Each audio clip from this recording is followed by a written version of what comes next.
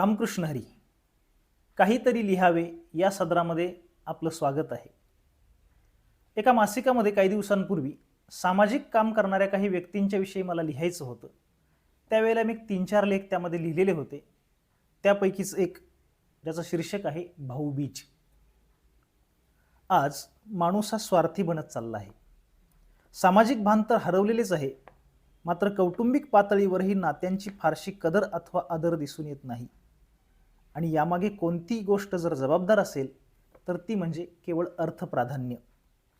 आणि या एकाच गोष्टीमुळे आज समाजकारण, राजकारण आणि अगदी धर्मकारणही भ्रष्ट होते की काय याबद्दल ज्येष्ठ मंडळी चिंतेत दिसत आहेत. तथापि याही परिस्थितीमध्ये केवळ व्यक्तिगत जीवनालाच प्राधान्य न देता सामाजिक बांधिलकी म्हणून दीनदुबळ्यांना आधार देऊन सहकार्याचा वारसा जोपासणारे मान्यवरही समाजात आहेत. यापैकीच पुणे जिल्ह्यातील इंदापूर या ठिकाणचे कामधेनू सेवा परिवाराचे जनक डॉक्टर लक्ष्मणराव आजबे हे एक. अत्यंत प्रतिकूल परिस्थितीमध्ये प्राथमिक माध्यमिक शिक्षण पूर्ण करून महाविद्यालयीन शिक्षणाकरिता प्रसंगी ऊस तोडणी करणाऱ्या लक्ष्मणरावांना पुरेसे पैसे नसल्याने मेडिकलला प्रवेश घेण्याच्या स्वप्नांना फाटा देऊन पशुवैद्यक बनावे लागले. धर्मपत्नी पंढरपूर या क्षेत्रातील मिळाल्याने वारकरी परंपरेचा वारसा त्यांना तिकडून मिळाला. माझे माहेर पंढरी असं म्हणत असताना कदाचित डॉक्टर आजबे यांना चुकल्यासारखं वाटत असेल, कारण पंढरी हे त्यांचे सासर. ज्ञानेश्वरी, तुकोबरायांची गाथा इत्यादी ग्रंथांच्या मार्गदर्शनाने संत विचारांनी आपलं जीवन जगत असताना, आपला पशुवैद्यकीय व्यवसाय सांभाळत असताना सन 2000 साली डॉक्टरांच्या जीवनात एक प्रसंग घडला ज्याने त्यांच्या आयुष्याला कलाटणी मिळाली. एका दुभत्या गायीवरती उपचार करण्याकरता ते एका घरी गेले होते. त्या घरी 3 मुली आणि 1 मुलगा अशा अपत्यांसह त्यांची विधवा माता राहत होती. त्या गायीवरती उपचार सुरू असतानाच अचानकपणे चक्कर येऊन ती माता जमिनीवरती कोसळली. त्या मुलांनी आणि डॉक्टरांनी तिच्या तोंडावरती पाणी मारलं आणि शुद्धीवर आल्यानंतर डॉक्टरांनी तिला तिची तब्येत ठीक नाही का असं विचारलं. त्यावेळेला तिनं आपली जीवन कहाणी त्यांना सांगितली. 2 एकर जमीन असणाऱ्या शेतकऱ्याबरोबर तिचा विवाह झाला होता. गळ्यामध्ये तुळशीमाळ असणारा, भजन कीर्तनाला जाणारा तिचा नवरा एका 31 डिसेंबरच्या रात्री मित्रांच्या संगतीनं दारूच्या संपर्कात आला, वाहवत गेला आणि त्या व्यसनाने कर्जबाजारी झाला.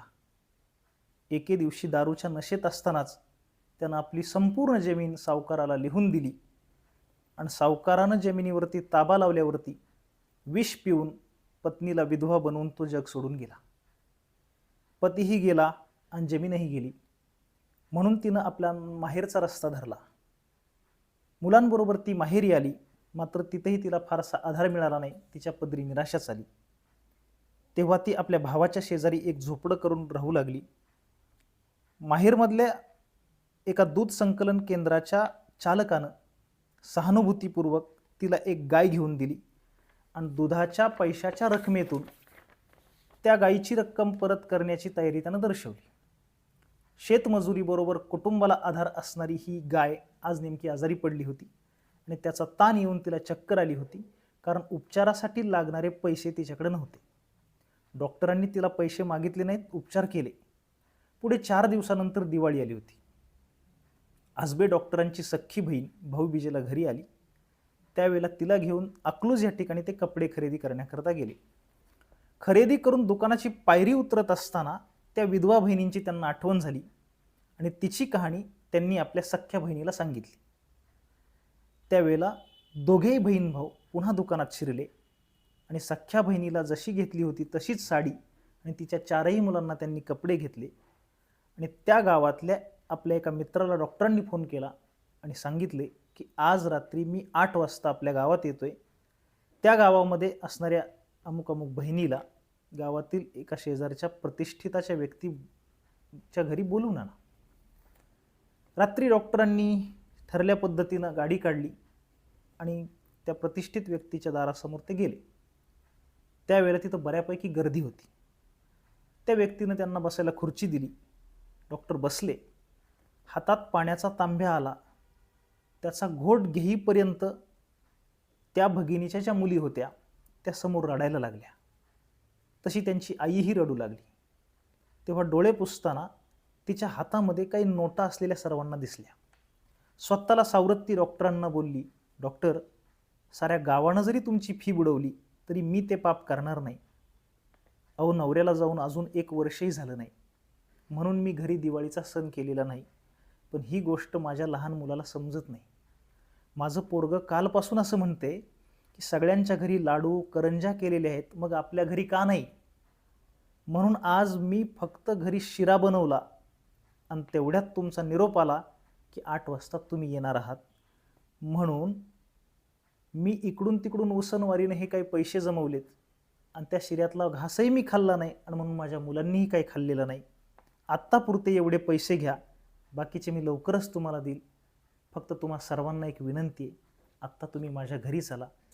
त्या शिऱ्यातले 2-2 घास तुम्ही खा, म्हणजे माझी लेकरं खातील आणि खाऊन झोपी जातील, कारण दिवसभर ती उपाशी आहेत. एवढं बोलून ती थांबली. वातावरण शांत आणि गंभीर झालेलं होतं. आजबे डॉक्टर आता काय बोलणार याकडे सर्वांचं लक्ष लागलेलं होतं.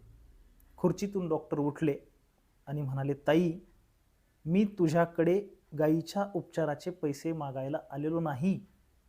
तुला दिवाळीचा फराळ आणि भाऊबीजेची साडी घेऊन आलोय. ओवाळणीचं ताट घे, मला ओवाळ आणि ही तुझी भेट स्वीकार. हे शब्द ऐकून सर्वजण चकित झाले. त्याचं कारण असं होतं की दुपारपासून त्या गावात चर्चा सुरू झाली होती की एका गरीब विधवेच्या घरी आपल्या पैशाची वसुली करायला डॉक्टर आजबेला नेमका दिवाळीचाच दिवस का सापडला. उपस्थितांचा अंदाज अक्षरशः चुकला होता. तिथल्या त्या छोट्याखानी भाऊबीजेनं सर्वांचे डोळे पाणावले आणि त्या क्षणापासून समाजातील विधवा भगिनींच्या भाऊबीजेचा महोत्सव व्हावा याकरता डॉक्टर लक्ष्मणराव आजबे यांनी एक ध्यास घेतला. यातूनच कामधेनू सेवा परिवार या संस्थेची स्थापना झाली. डॉक्टरांनी समाजातील युवकांना आवाहन केले, एखाद्या स्त्रीला ताई म्हणणे काही अवघड नसते, मात्र तिचा भाऊ बनणे ही गोष्ट सुद्धा सोपी नसते.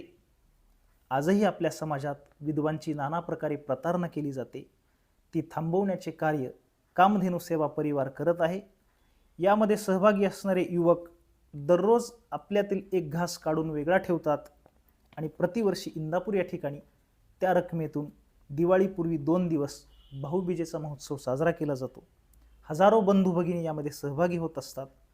प्रतिवर्षी जून महिन्यामध्ये त्या भगिनींच्या मुलांना शैक्षणिक साहित्याचं वाटप करण्यात येत असतं.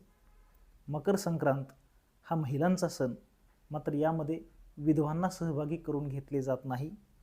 यावर उपाय म्हणून त्या समारंभाला हळदी कुंकू समारंभ याऐवजी कामधेनू सेवा परिवाराने तिळगुळ समारंभ हे नाव दिले आहे.